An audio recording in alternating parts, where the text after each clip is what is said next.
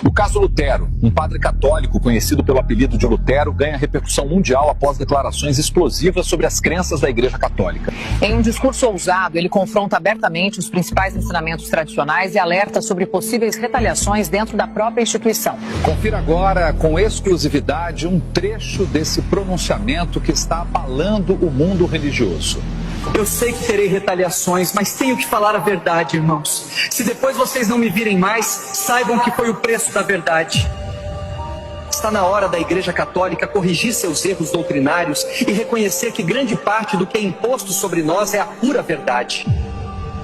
Dizemos, como defesa, que não praticamos a idolatria, apenas veneramos imagens, mas essa não é a verdade. Nos curvamos e falamos com estátuas e imagens, sim. Ensinamos a mediação através dos santos apóstolos e santos canonizados, quando a Bíblia nos diz que só há um mediador entre Deus e os homens, Jesus. Leiam 1 Timóteo 2, versículo 5. Nosso maior erro é não orientar vocês a lerem e estudarem as Escrituras.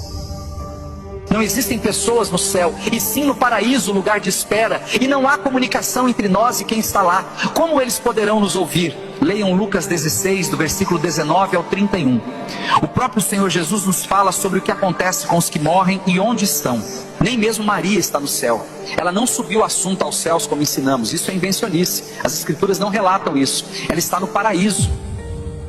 O Evangelho de São João, capítulo 3, versículo 13, afirma que ninguém subiu ao céu, a não ser o que desceu, que foi o Senhor Jesus Cristo. Maria não pode rogar por nós, nem agora, nem na hora de nossa morte. Primeiro, que a onisciência é um atributo de Deus. Ela não poderia nem sequer ouvir as orações. Irmãos, Maria é bem-aventurada por ter sido o canal que trouxe o Salvador ao mundo, mas isso não faz dela uma deusa.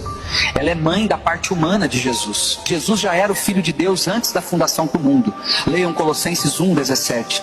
Maria se iguala aos demais homens e mulheres de Deus. A idolatria consiste no ato de adorar ídolos, sejam imagens, pessoas ou coisas, como se fossem divindades, crendo que têm poderes. Quando as pessoas se ajoelham em frente a uma imagem e conversam com ela, fazendo votos e pedindo milagres, isso é idolatria pura. Não farás para ti imagem esculpida, nem figura alguma do que há no céu, nem do que há na terra, nem do que há nas águas. Não te inclinarás a elas, nem as servirás. Esta passagem está no livro de Êxodo, capítulo 20, versículo 4 e 5.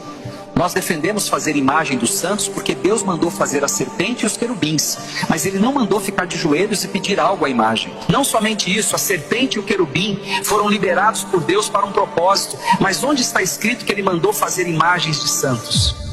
Leiam Atos 10, 26, onde Pedro diz a Cornélio: não se prostre, que eu também sou homem, e explicou que ele não era uma divindade. Em Apocalipse 22, do versículo 8 ao 9, João se prostra diante de um anjo para adorá-lo, e o anjo recusa a adoração e diz para adorar a Deus. Onde está escrito na Bíblia que alguém que morre pode ouvir orações e fazer milagres?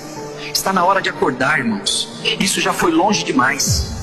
Mas você diz: eu fiz um voto e fiquei curado. Leiam 2 Coríntios 11, 14. O diabo pode agir até como anjo de luz para enganar as pessoas. Apocalipse 13, versículo 13, fala sobre grandes sinais, de maneira que até fogo faz descer do céu à terra, à vista dos homens, para enganar. Temos milhares de santos supostamente milagreiros, que temos como alternativas para buscar bênçãos e milagres, e Jesus fica apenas como mais um. Hoje eu entendo que o objetivo do pai da mentira, que é o diabo, é colocar coisas e pessoas no lugar de Jesus, para que ele seja completamente substituído. Hoje cada cidade tem um padroeiro, e padroeiro significa protetor. Onde está na Bíblia que pessoas que morreram podem proteger ninguém, gente? Temos um santo para cada problema, de santo oculista a santo casamenteiro. Para tudo tem um santo. Que diferença há das religiões pagãs que tinham vários deuses, como o Egito? Aí vem o mais absurdo: colocamos Maria como advogada, medianeira e mãe de Deus. Isso é heresia e blasfêmia, irmãos. Leiam a Bíblia. Temos um advogado para com o Pai, Jesus Cristo. O justo não é Maria, é Jesus. Você pode confirmar isto na primeira epístola de João, capítulo 2, versículo 1. Quem intercede por nós e com gemidos inexprimíveis é o Espírito Santo de Deus. Leia Romanos 8, versículo 26. E sobre Maria ser mãe de Deus, seria o primeiro caso onde o filho é mais velho que a mãe. Antes de houvesse mundo, ele já era. Com relação à salvação, não brinquem. Só Cristo é o caminho, a verdade e a vida. Leiam João 14, versículo 6. Outra coisa muito importante, não existe uma segunda chance. Depois da morte, segue-se o juízo. Leiam Hebreus 9, 27 e 28. Não existe purgatório, segundo as Sagradas Escrituras. Morreu, você vai para o Hades ou para o paraíso. Nossa reza não ajuda em nada de quem morreu. Rezas ou orações devem ser pelos vivos. Leiam Efésios 6, 18. Não é bíblico orar por mortos ou se dirigir em oração a outro que não seja o Pai, o Filho ou o Espírito Santo. Da mesma forma, acender velas ou fazer preces e missas para quem morreu não vai mudar nada no julgamento de Deus. Ore pelos vivos. O batismo de crianças que não têm consciência de fé e arrependimento é um erro também. O batismo sempre foi para conversão e arrependimento de pecados. Além disso, o batismo deve ser por imersão e não por aspersão, conforme está escrito em Romanos 6, versículo 4. É sepultado na água e ressurge. Segundo as Escrituras e o exemplo de Jesus, as crianças devem ser apresentadas a Deus. E quando tiverem idade para entender e crer, poderão ser batizadas.